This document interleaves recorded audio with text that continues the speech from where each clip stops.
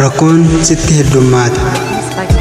Gaddaa fi rakkoon har'a keessa jirtu boruu jabeenyaa fi muuxannoo siif ta'a. Abdii hin kutin. Namni rakkoon waxalamu akka warqee ibiddaan waadamuuti.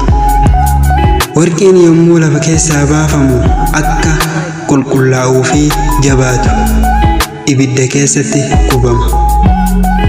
Ibidda keessatti erga gubamee booda xuriin irraa bahuun qulqullaa'a. Akkasumas ni jabaata. Haaluma kanaan namni rakkoon adda addaa arguus qalbiin isaa ni qulqulloofti. Keessi isaa jabaata. Kanaaf nabiyyoonni namoota hunda caalaa rakkoon isaanitti rooba. Kunis isaan qulqulleessuu fi jabeessuufi. Yaa jarana, osoo rakkoon homaatu nu qunnamuu baatee silaa nu dhumatti.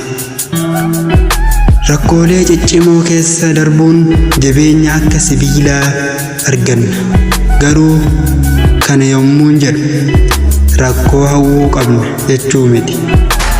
Eeyyeen hanga danda'ameen rakkoo irraa dheessuu wanta barbaadamudha. Yommuu rakkoon nama qunnamu immoo gadi dhaabbannaa sabaataadhaan obsaa fi abdiin barbaachisaadha.